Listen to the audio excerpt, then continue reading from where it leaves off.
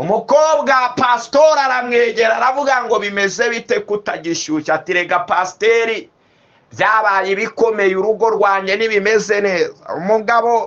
umukobwa aramaza ngo mbese umugabo wawe aragukubita hoya, akwicisha inzara hoya, Imana yo mwijira ishimwe kandi tugirire neza. Hanyuma aramubwira ngo Imana yaramamije menye ibyo yambwiye atari byo, umugabo wanjye anyara kuburiri. Zaburi ya mbere.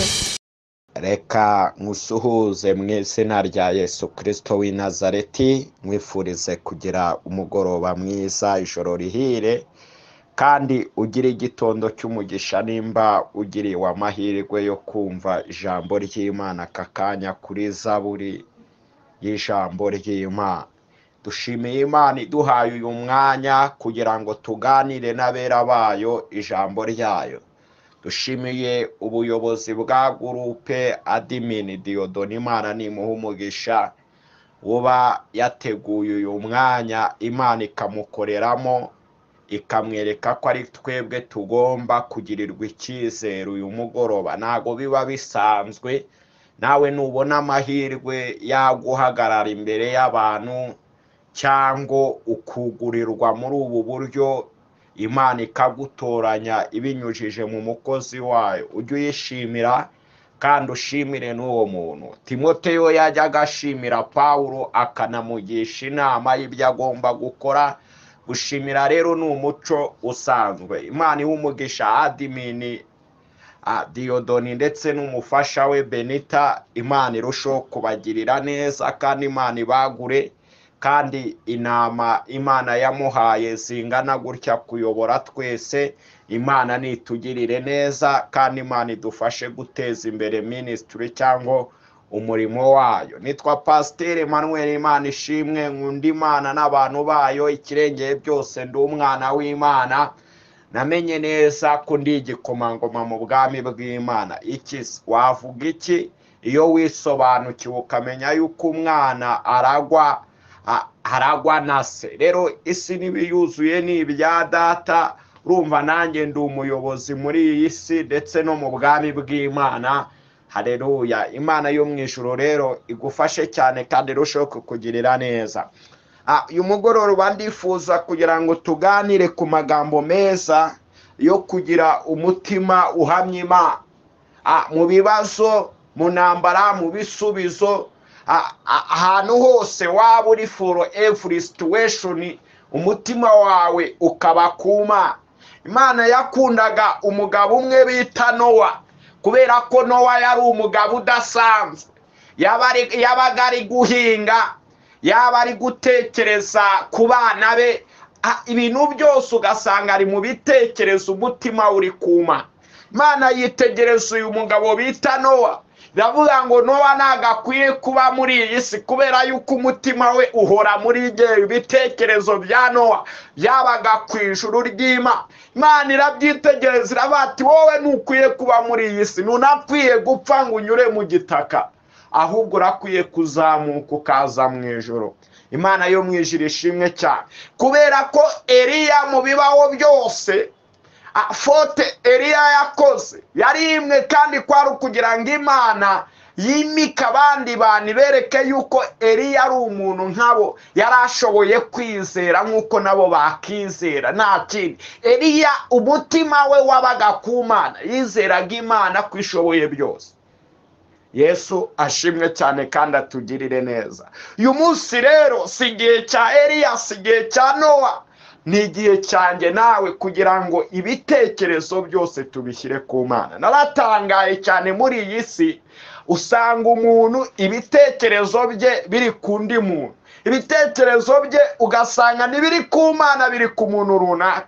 Ni nayo mpamvu umuntu uzasanga yahemukiwe n'abantu akareka Imana, kubera ko ibitekerezo bye ntabwo byari biri ku Mana, ahubwo byari biri ku bantu. Abaririmbyi babiririmbye neza, nuko tuyiririmbiye indirimbo, hari abaduhemukiye, hari uwaduhaye promesse cyangwa isezerano narisohoze, ngo abiringiye abantu ngo barabahemukira. Ariko nakunze uyu muririmbyi yashyizemo icyigisho gikomeye yuko ibitekerezo byacu byose bishobora kuba ku Mana. Imana yo mwijuru ishimwe cyane. Cyangwa ugasanga umuntu afite umutima w'uburyarya ukomeye, akajya akunda Imana, umutima we ukaba ku Mana, ari mu bibazo, mu bisubizo akayihunga. Cyangwa ugasanga mu bisubizo umutima w'umuntu uri ku Mana, mu bibazo ati Imana yarandetse nanjye sinkakwiye kuyitekereza. Umutima wawe ugasanga wawimitsemo agahinda, ntiwimitse ku Imana ishoboye byose. Yesu ashimwe cyane. Gomba guhamya Imana umutima wawe, bakubenze ugahamya Imana. Waba uraye wabuze akazi, bakubwiye ko ari karande z'iwanyu ziri kukwataka, ugahamya Imana. Haleluya. Imana yo mwijuru ishimwe cyane. Ukaba umukobwa mwiza uhagarara ku ijambo, ukavanga umutima wanjye uri kuma. Reka dusenge Imana twumve ijambo ry'Imana. Urakomeye Uwiteka. Reka uyu mugoroba ibyiringiro byacu byose bibe muri wowe. Reka uyu mugoroba imitima yacu yari iri kure itekereza yibaza ku by'ubu buzima n'iyi mibereho, Mwana uyikure muri ako gahinda, uyikure muri ubwo bwihebe bwatewe na Satani. Imitima yacu yigarure. Mitima y'abakobwa bari bazi ko bari bushake, bari bazi ko bari bugirirwe neza uyu mwaka, bakaba babona nta byiringiro, yongera igaruke, kuko ugiye gukora ikintu gikomeye ku muntu ugushikamije mu mutima. Mitima w'umurwayi wari wihebye, wari uri kwa muganga, wari uri ku gisasiro mu rugo iwe, wari uri mu nzu yitiriwe izina ryawe, reka umutima wugarure, uwuturemo, uwuhumurize, uwubwire ngo humura uzakira. Urakoze Data kugiye kubana natwe mu ijambo ryawe. Ijambo ryawe rirejejwe, ahubwo wa mutima ujya winangira ukajya kure y'ubwiza bwawe. Ndakwinginze kugira ngo udusubize mu izina rya Yesu, amen. Imana nitugirire neza.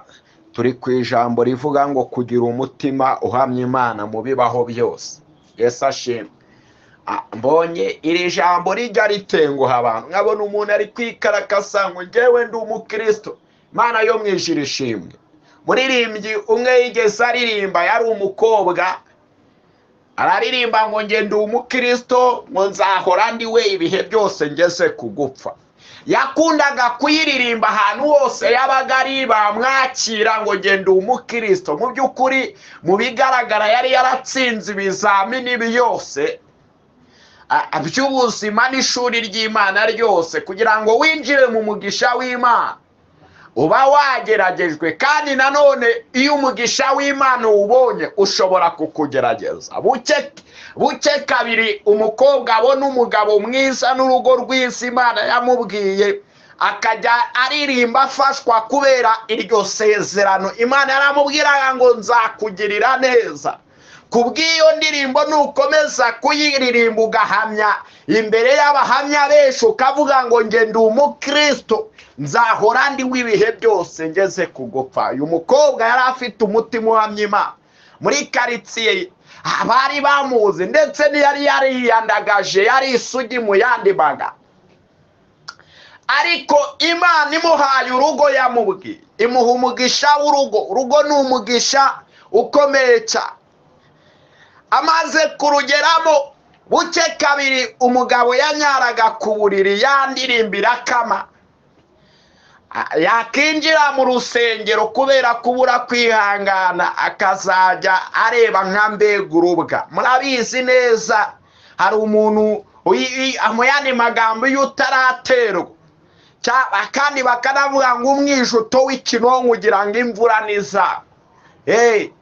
Kiraza kikikarakaza nacyo ukagisitaraho kikagukomeretsa, kikavuga ati ndakomeye, ariko imvura ya kinonko kigahinduka icyondo.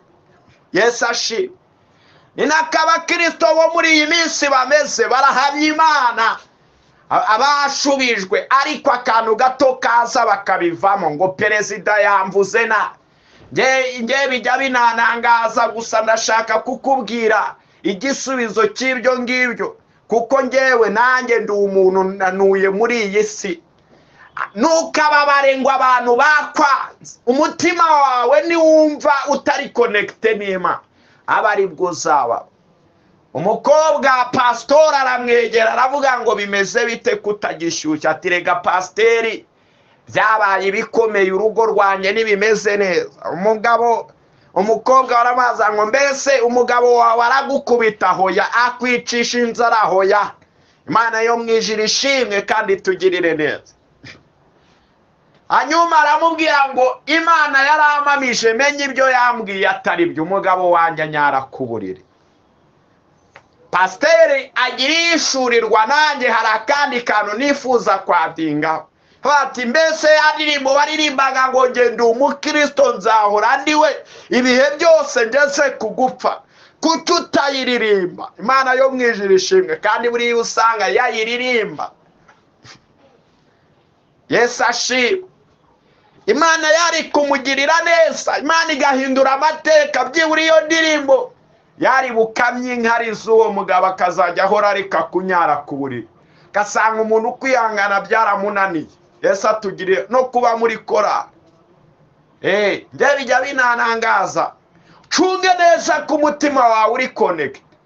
Gasanga abantu babiri, nubana n'abantu babiri, uri umukobwa uri umusore, tuvugisha ukuri. Umugore wamushobora, nimba udashoboye kubana na perezida wa kora, umugabo wamushobora. Umugabo uzashaka umwana wundi. Ni nako umuntu udashobora kubana n'abantu atashobora kubana n'Imana. Uyu mutima Pawulo yarawanditse aravuga ngo nimugire umutima nka wa wundi wari uri muri Kristo Yesu. Abantu bamuvugaga nabi kandi Yesu yavuze ngo bazabanga kuko nanjye baranya. Yesu ashimwe cyane. Mubashe kwihangana. Umuntu aramubwira ngo ihangane, ngo erega ngo dutuye muri iyi si. Reka nze mbabwire, imibereho yose ubamo, icyiciro cyose ujyamo ni ishuri ry'Imana. Kandi mbabwire, urageragezwa kugira ngo ugere i Kanani. Iyo ushaka wowe ugera Kanani vuba, utabishaka ukamara imyaka 40 mu butayu. Hari igitangaza cyabaye. Imana ngo mu gihe cya Passover ngo yafashe amasaha 48, iminsi 2 yonyine, ngo kugira ngo Imana ikure Abisirayeli muri Egiputa. Ngo byaje kuba ingorane kubera imitima y'abantu batawuzaga nayo, batishimaga ndetse batashimaga ngo barebe iby'Imana yakoze. Babwire, umutima utanyurwa, umutima udatekereza iby'Imana yakoze, uwo nguwo ntabwo ujya uba connecte n'Imana. Kandi iyo mitima iri mu bantu benshi. Ngo Imana birayigora, ngo biyitwara imyaka 40 ngo kugira ngo ikure Abisirayeli mo Egiputa. Ndavuze ngo byafashe iminsi 2 amasaha 48 ngo kugira ngo Imana ikure Abisirayeli muri Egiputa. Ngo Imana biyitwara imyaka 40 ngo kugira ngo Egiputa ive mu Bisirayeli. Yafashe iminsi 2 kugira ngo ibakure muri Egiputa. Yesu ashimwe cyane. Ngo ariko biyitwara imyaka n'imyaniko kugira ngo ivane mu Abisirayeli mu Egiputa. Kandi koko nibyo, ugikizwa wakijijwe ku munsi umwe 2, utangira gutendereza ngo agakiza ni keza. Ariko ugeze mu gakiza utangirira kwigirira wa mutima wa kamere, ngo ngewe ndi umuhutu, ngo ndi umututsi. Ugasanga umuntu afite umutima uri mamo. Aha, nzajya mbivuga nshize amanga kubw'ijambo ry'Imana. Ugasanga umuntu yimitse umutima urimo ngo ndi umusindi, ndi umugesera. Reka babwire, ufite ayo moko mu mutima wawe, si ubu wahamya Imana, wahuza umutima n'Imana. Ngo ngewe umusindikazi ndaje nkwereka agakiza nkakubite hasi. Ntabwo Imana wayishyira hasi ngo uyururutse. Ngo mubyumve kimwe, umugabo bita Uza ngo yigeze yajya kuramira isanduku y'Uwiteka. Babwire, Imana niwayururutsa ngo uyite ku ruhande ngo bigukundirira kwica. Imana wowe urayikura mu mwanya wayo mu cyicaro cya. ni nayo mpamvu abantu bapfuye bahagaze, bapfuye n'aba abantu barasambana ku manywa na nijoro kubera ko imitima yabo ntabwo irimo Imana. Umugore araca inyuma umugabo we ngo byarananiye kumwihanganira ngo nta kintu ashoboye mu buriri. Wabibwiye Yesu ukabibwira Imana yamuremye. Ese nawe urariba? Kandi baririmba indirimbo y'108 twese tugahaguruka ngo ngende umukristo ngo nzahora ndiwe ngo ibihe byose ngo ngeze kugupfa. Kibaza gasanga umukobwa yururukije Imana yapfuye nabi, Imana yamubwiye mariage ariko yirirwa citinga n'aba ababeshya ngo ndagukunda ngo nabuze ufite gahunda. Ntabwo Imana ikorana n'abantu batagira gahunda, ni wowe udafite gahunda. Imana igambiriye kukugirira neza. Yesu ashimwe kandi atugirire neza. Umugabo bita Uza ashaka gushyira Imana hasi kandi ayiyitira. Reka nze babwire, hari ikintu gikomeye muri iyi minsi Imana iri gukora. Iri gukorana n'abantu bari connecte nayo. Abatari connecte nayo murajya mubabona hasi iyo ngiyo mu gishanga. Reka baririmbye, baririmbye. Imana itugirire neza. Mubwire ikintu gikomeye. Uza yaza kumenya ko Imana idashyirwa hasi, urajya kuramira ibiki? Abantu bashaka kuramira agasambana akiyoberanya akajya kuririmba akanga no kwitega. Ariko Petero yumvisha umutima urimo Imana bimucira urubanza kubera ko yari yihakanye Yesu ariheza. Yesu abonye ko umutima wa Petero watsinzwe aravuga uriya muntu yakorana nawe. Haleluya. Yari yaramuhaye isezerano rikomeye, iramubwira ngo muri wowe niho nzubaka itorero. Kuba Imana yaraguhaye isezerano rikakubwira ko izakugirira neza, ugakora ibyaha ukanga kwihana ngo uhuze umutima nayo, topenemo mu izina rya Yesu. Kanga kwihana ukavuga ngo nzabyikorera, uko nukurambi izagukubita hasi ititaye ku masezerano yaguha. Uza abitotomu ndetse na Dawidi barabaririmbyi bakomeye, ariko Uza yari umukire, yari ari ibwami. Abitotomu yari umukene ariko awuje umutima n'Imana. Abantu batekereza neza, umuntu wuje umutima n'Imana buri gihe abantu baramukritika.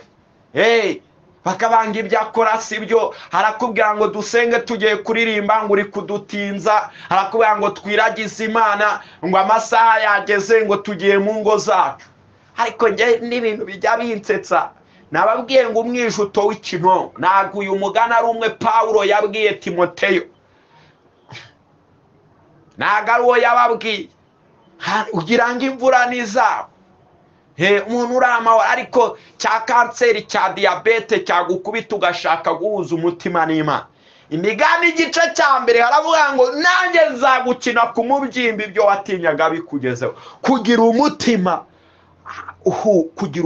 uhamya Imana mu bibazo byose. Wakene gasanga umusore neza ni umunebwe. Turi no mu Rwanda rukomeye cyane rurimo ubushomeri. Harumva yuko yazatira ari uko ashatse umukobwa ngo ufite amafaranga asana mukunda. Urwo rugo buriya ruzaturamo Imana ko Imana iba mu miryango. Uwo mutima ngo nzashaka umukobwa ufite amafaranga, n'abakobwa nabo nuko ngo nzashaka umusore ufite amafaranga ngo wujuje byose. Reka nze mbabwire uko abantu bareba. Imana ibwira Samweli iravuga ngo Samweli rero sindeba nk'uko abantu bareba, topenemo. Kandi yari yamubwiye ngo jya kwa Yesayi, hari umuntu ufite umutima nk'uwo nshaka. Bahanga muri teoloji baravuga ngo umutima wa Dawidi ngo wari umutima ukurikira uw'Imana. Uwo mutima Imana irawureba abantu batawuzi, bawutesha agaciro, batawumenya. Imana ikawimika ikagira umuntu ukomeye. Reka mbabwire, Imana yagize Abitotomu umuntu ukomeye kubera ko yarahuje umutima n'Imana. Harimo ibisubizo byinshi guhuza umutima n'Imana, kabona abantu nabo bagusuzugura ugasanga. Reka mbabwire ikindi kintu, si ugufunga umutwe cyangwa imyumvire. Ndabisobanukiwe neza. Bibiliya iravuga ngo umutima urimo Imana. Yesu yavuze ngo muzawumenyera ku mbuto. Uranawugurika. Umukobwa akambara nabi pe, akajya ku ruhimbi shanga ubwiza ukuri umugabo wese yaremanywe irari uwo mutima kandi Imana kenshi aka kantu ntabwo nkavuga ugasanga nawe ugurika wakambaye neza ngo Imana ireba mu mutima Pawulo arababwira ngo ikiza nuko n'inyamutazi rya yarashatse kuvuga iki kiza nuko utasitaza bene so ngo uzana ibisi ngo Imana ireba mu mutima kandi mukagendana agatura agatanga icyacumi hoya pasiteri se yakanga kukubwira yakubwira azi ko uri umunyakamero uzasoma abakorino ba mbere igice cya 3 havuga inkuru y'abakorino y'uburyo bigiraga abanajuwa ariko Pawulo abango buri wese yirinda uko yubaka hari igihe pasiteri atakubwira ngo jya wambara neza kwa kutanga icyacumi ufite akazi keza ufite akazi keza uri umukene se mwari mwabona umukene upfa kwambara minina kuko ibintu byose biba biteye isoni ari ubukene buba buteye isoni ni nayo mpamvu Bibiliya yavuze ngo wahirwa abakene mu mitima ya abo yavuze si babandi babura ni babandi batsindwa n'ijambo ry'Imana bahuje umutima n'Imana badakurikiza imigambi y'ababi n'ibicarane n'abakobanya we barakubwira ngo ambara neza Imana ireba mu mutima aho harimo Imana kandi akarakarira umuntu wamubwiye ngo najye yambara neza ikimenyetso kikubwira ko umutima wawe udahuje n'Imana niyo kamere yanga guhugurika umuntu ufite umutima w'Imana arahugurika Imana itugirire neza cyane ndagira ngo dusome amagambo y'Uwiteka Imana maze ubundi twisengera Imana urakwiye kugira ugahamya Imana mu nzara uri umusore apana guteka imitwe umukobwa akirirwa amagara abasore ngo urabizi ngo nta mavuta mfite ngo nakagusuye ngo nuko natike kibaza ngo ibisuko umuntu utarakubyaye nguryo wirirwa uteka imitwano hose ugasanga umutima wawe bakubwiye ko Yesu atanga abagabo abakene n'ujya ubavugisha kandi harimo n'umugisha aho nta mutima yasete afite inzu yarize ukibaza ibyo bintu kandi akaramya Imana agatendereza akabyina cyane kugira ngo bamubone akajya imbere nyine akigira umuntu uzi gusenga akanya gato yamara kubona urugo agahita atakaza Imana murekeze iyo utakaje Imana mu rugo rwawe ugatakaza Imana mu busore bwawe ugatakaza Imana uri umugabo uri umusore uri umukobwa uri umumama ugatakaza Imana shareka kubwira ibintu byose ni nafi hari yigarukaho bya diabete bya kanseri byaraje Imana ikakugirira imbabazi ariko ingaruka z'icyaha ukazirengera icyo nkundira Imana rero murekeze babwe binyembabazi Dawidi wayandikaho aravuga ngo uburakari bwayo nubwo akanya gato ngo kandi imbabazi zayo zizana ubugingo Imana ishimwe cyane ayivugaho neza kubera ko we umutima we wari uri connected n'Imana ariko abangwa igihano cy'Uwiteka rekeze babwi kibapamane kiburizamo imihigo Dawidi yari yarahize mu mutima wazubaka inzu y'Imana Yesu ashimwe cyane kandi atugirire neza Imana iramubwira ngo kubera yuko amaraso yawe amaboko yawe ariho amaraso watanye nanjye umutima wawe ukora ibyangwa n'amaso yawe ntago uzanyubakira inzu Yesu hari ibyo udakora hari ibyo utubaka haleluya Imana itugirire neza turasoma amagambo ari muri Yobu ni igice cya 19 ku murongo wa 25 turageza 27 reka nkubwire ngo Imana ikumera umugisha Bibiliya iravuze ngo ariko njye ubwanjye nzi yuko umucunguzi wanjye ariho kandi ko amaherezo azagarara mu isi kandi uruhu rwanjye nirumara kubora nzareba Imana mfite umubiri nzayireba ubwanjye amaso yanjye azayitegereza saa yundi nuko umutima wanjye umarwa n'urukumbuzi haleluya nuko umutima wanjye umarwa n'urukumbuzi turi ku ijambo rivuga ngo kugira umutima uhamya Imana mu bibaho byose abantu bakakwanga ugahamya Imana, umugabo mwashakanye akagutera umugongo ariko ugahamya Imana, umugore mwashakanye akagutera umugongo ugahamya Imana. Uyu mugabo bita Yobu dusomye yari umukire kandi ari umukiranutsi. Imana yari imuzi ndetse na Satani amuzi. Reka babwire, iyo ukiranuka Satani ababizi, niyo agiye kukugera wasaba permission ngo niburekeze. Iyo ukiranuka iyo ukiranukira Imana, nta mudayimoni upfa kukwataka atasabye uburenganzira. Haleluya. Imana yitegereza Yobu, ihita ibona na Satani. Imana ibwira Satani ngo, Satani wari uri hehe? Satani aramubwira ngo narindi kuzerera. Imana yari izi neza ko Yobu Satani yamubonye. Imana iribwira Satani ngo wabonye umukiranutsi wanjye Yobu. Satani arayibwira ngo namubonye, se ubundi yaburuzwa n'iki kuba umukiranutsi? I wanna to tell you, Imana irakwirata iyo ukiranuka. Satani abwira Imana ati mwaka ibyo afite byose urebe ko atakuvaho. Mureke nze mbabwire, kuba Imana yarakwimye gushaka ukiri mutoya, Imana yarakwiraza, ntuhangayike, ahubwo hari igisubizo cy'Imana. Akomeza uhuze umutima nayo. Witekereza ngo icyama ngo n'umusore umbyaraho umwana. Ariko nge hari n'ibintu bijya binekere. Nababwiye ngo Nowa yari umugabo uhamya Imana mu bibaho bye byose. Yaba ashonje, yaba ari guhinga, yaba ari kuragira amatungo, Nowa umutima we ukaba ku Mana. Reka sinjya nigisha ibintu nakora mu buzima bwanjye. Iyo narakibohokaho sinakikwigisha kuko nta reference nagira.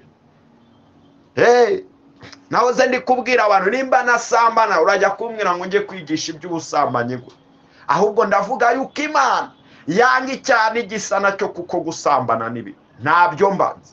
Ko reka mbabwira ikintu giko, iyo uhuje umutima n'Imana niwirwanirire, Imana ikugirira neza. Yesu ashimwe cyane kandi atugirire neza.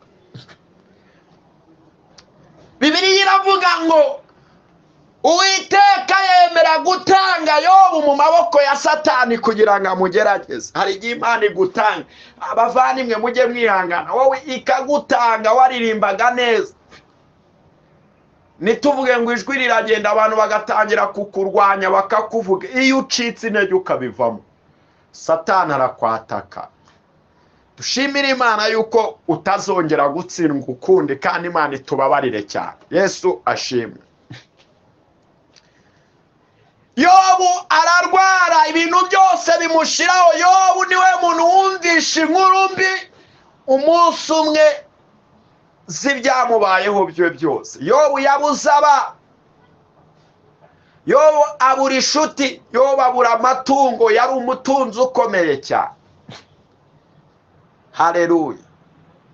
Ariko atangira impumeko ye ya mbere yabuze ibye, abantu bari baje kumusura, Zofari na Burudadi na Erihu. Hagati Yobu urabigenza gute none urerekeza kusebye? Yari atuye mu gihugu cya Usi. Bibiliya iravuga ngo Yobu arahaguruka ngo ubwanjye, haleluya, abanza bango navuye mu nda ya mama nambaye ubusa, nzasubira mu nda y'isi nta kintu mfite. Birababaje kuba abantu badahuje umutima n'Imana bakawuhuza n'icyubahiro. Njya mbibona, nababwiye I wanna to tell you a true story. Ugasanga abantu bari kurwanira icyubahiro n'imyanya y'imbere ngo nibanyubashye. Reka babwire, icyubahiro tuzagisiga. Icyo nkundira, Imana itanga izina rimwe duhuriyeho, izina bita umuramba. Uko waba umeze kose, wapfa bakagushyira muri pariseri, uba witwa wapfuye uko byagenda kose. N'antibagiteri bari babonera umuntu ngo bareke ngo ntiyareka kubora, urabura. Yesu ashimwe cyane. Ariko umutima wa Yobu uhamya Imana. Yobu abantu bamaze kubyumva, mureke nze mbabwire, umutima uhamya Imana abantu barawuhinduka, ariko Imana igakomeza kuwushyigikira. Yobu, Zofari na Burudadi barangije barabyumva, baramubwira ati Yobu rero urabizi twari inshuti zawe, twazaga tugasangira tukaryano tunezerewe. reka tugufatira amasengesho y'iminsi rero. Bagera ku gice cya 5 bari gusenga bahanurira Yobu. Bamwe ngo Yobu we noneho hamagara hari uwakumva, reka mbwira ikibazo ubayemo. Nimba uri connected nawe uri guhamya Imana, hari abantu bagusenya ariko igitangaza cyabaye nicyo giye kukubwira. Yobu arahamagarana arayifasha wagira ngo ikigeragezo cya Yobu kirarangira ako kanya. Hanyuma Yobu baramufasha, Yobu arahamagara Imana iraceceka. Bageze ku gice cya 9 Yobu yatutse Imana. Ni gute twakora amasengesho y'iminsi 7 twiyiririza umuntu Imana nitwumve ko twari dusanzwe tuzi kwitwumva? Baramuserereza baravuga ngo Yobu we ntutubeshye ko wiyita intungane, Imana yakigera ita umuntu w'intunga. Kamubwire nuhamye Imana bazakubwira ko ukora ibyaha ariyo mpamvu udasubizwa, bakubwire ngo ubenga benshi kandi mu by'ukuri sunabenga nta nuba waguterese, banakubwire ngo urinjije ntago uzi gukora ni nayo mpamvu ukennye, n'umugore washatse atangira kuve wajya kubwira cyangwa n'umugabo. Yobu inshuti ziramuhinduka, umugore yarasigaranye wamwitaga sheri yakoye kandi yari yaramukoye. Yobu yari umusore wihagazeho w'umukire Imana yari yarahaye ubushobozi. Imana imusigira urujyo rutavuga rutamubwira pole sana, ahubwo ruharatu. Wihangane nimba ufite uyu mutima w'Imana ukaba ufite urugo. Ariko ikibabaje abantu benshi ntibashaka kwikoza urujyo. Uririrwa ubonye wose nturi kubwira Imana. Yobu akomeza gukiranuka, akomeza gukiranukira Imana. Ibigeragezo bikomeza kuba byinshi kuri Yobu. Yobu asigarana urujyo. Icyo nkundira Imana nigi buri kintu gusigariza uko byagenda kose. Numvisha abarokore bo muri iyi minsi iyo barimo neza bafashwa n'urujyo rwitwa Yesaya 50:7 avuga ngo kuko Imana izanabara, kuko umwami Imana izanabara, ngo nicyo gituma na mwa Bibiliya iravuga ngo nicyo gituma nkomera mu maso yanjye hakaba nk'uruta. Urwo ni urujyo rwawe. Iyo uruhamyemo neza abantu baragusuzugura ku manywa na nijoro, ariko biba biri gukora proportional to the blessing of God. Biba biri kwa approachinga ku mugisha w'Imana, biba biri kwa approachinga kugerikana. Shaka kubabwiraho gatoya kuri iki gice cya 19. Yobu abona nta kindi yabasubiza. Abati ibyo mu ndega ni binyoma, kandi muzagirirwa umujinya n'Uwiteka Imana izabayitura ibyo murimo murankure. Kaze mbabwire, umuntu wahuje umutima n'Imana wamusuzugura ejo mu gitondo agahinduka umwana. Pasiteri wahuje umutima n'Imana wamusuzugura ngo nta caca afite ukamwita ikirara n'igisambo, ariko Uwiteka Imana yamutabara ibintu byose birahinduka. Nababwiye ngo sinjya nigisha ikintu nakora cyangwa situation naracamo, ngomba kwigisha ibintu biri kuri njyewe, nibwo buhamya. Imana ishimwe.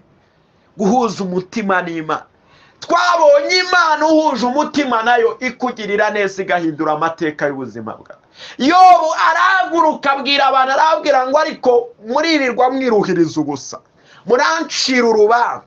Yoba agira ibyiringiro, avuga ijambo rikomeye. Aravuga ngo mushobora kuba mutekereza ko naba umuntu ukomeye. Aravuga ngo ubwanjye nzi ko umucunguzi wanjye ariho. Yavugaga Kristo uzacungura abantu bahuje umutima na Yesu, bahuje umutima n'Imana.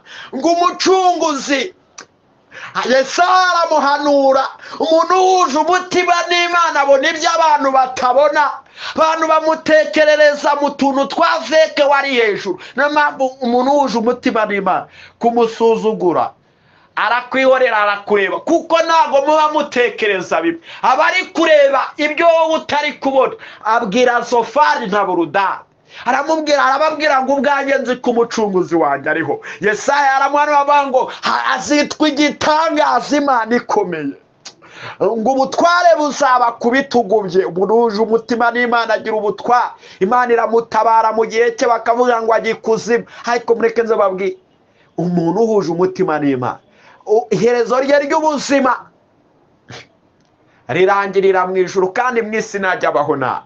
Pawulo nawe ahuje umutima n'Imana aravuga ngo noneho meze nk'ibisukwa ku gicaniro, ndabigenza ne ko Imana iri mu ruhande rwanjye. Haleluya.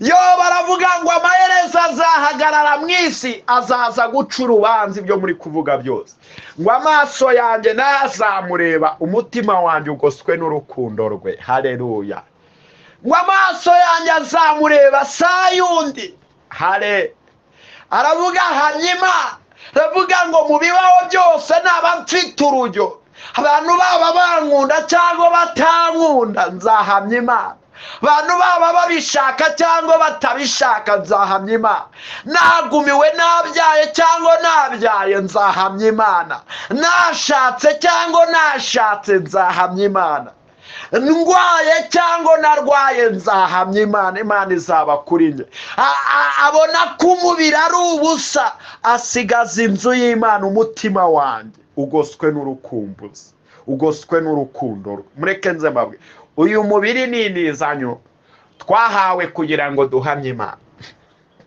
niko kanya nakuhamya Imana nawo nutayihamya umujinya w'Uwiteka Imana uragukubita uraguhitana Yesu ashimwe kugira umutima uhamya Imana urahamye brekeze babwire ibintu byatuma udamya Imana muri iyi si byinshi ariko hamya Imana wapfa waki uhamya Imana ufite urujyo rwawe ikaze mubwire Imana uko yabigenza kose ishobora kutagusigira umuntu uvuga ariko ikagusigira urujyo wishimisha rwonyine yarasigara Yobu 42 Imana irimanukira turashimira Imana ko tugiye gusenga Imana imanutse kurengera abantu bahuje umutima nayo no kurengera abantu bagiye guhuza umutima nayo Imana ikabagirira neza umujinya w'Uwiteka uramanuka mugera kuri Zofari na Burudani ndetse n'abagenzi be Imana irababwira ngo umujinya wanjye urabamanukiye ngo impamvu niye mwavuze umukozi w'Imana nabi mwavuze umugaragu wanjye Yobu ngo nimwishakire amapfizi mugende mugereyo nabahesha imbabazi biragenda neza reka ze babwire uyu muntu ufite umutima urimo Imana asabwa kubabarira kugira ngo yakire igitangaza cy'Imana Yesu ashimwe ngo Yobu ababarira Zofari na Burudani ngo akabiri ke kongera kuba nkakumwa basaba imbabazi Yobu ngo twavuze ibyo tutazi ariko Imana yatwe umuntu uhuje umutima n'Imana Imana iramuvuganira si ngombwa ngo abantu bamuvuganire abakennye ejo mu gitondo ukamusanga kwa perezida ukamusanga ibwa Imana iramuvuganira kandi iranamurwanirira ikanamuhorera Munyarwanda yaravuze ngo ihorera abantu bahuje umutima nayo ngo nuko Uwiteka yongera guhira Yobu bwa nyuma kurenza ubwa mbere ngo abyara abana beza b'abakobwa ndetse n'abahungu ngo kandi muri icyo gihugu nawigeze kugira abana b'abakobwa beza nka Yobu haleluya Imana igigaruka ku muntu wayo Imana ni kugarukaho mama izasanga ugihuje umutima nayo reka dusenga Imana ubwanjye nzi ko umucunguzi wanjye ari umutima wawe uconnecte n'Imana mu rugo rwawe byange Yesu yaravuze ngo mureke urukungu rukurane n'amasaka ariko nimba ari ikigeragezo umugabo wawe cyangwa umugore wawe akaba yarahindutse urukungu nshuti yanjye reka nkubwire ikintu gikomeye umugore wa Otoniye ntawubwira ngo dukeneye amasoko Yesu araguha amasoko mu rugo rwa wihanga wati icyo nzi cyo nuko umucunguzi wanjye ariho niwe wamaye ururugo niwe wamaye akakazi amaherezo bizagenda neza Mana ndagushimiye kugiye kugirira neza buri mwe wese kandi agahuza umutima nawe ukamuburanira watakiburanira ukamuzanira igisubizo cye mu izina rya Yesu Kristo w'i Nazareti amen Mana nibamera umugisha Zaburi ya mbere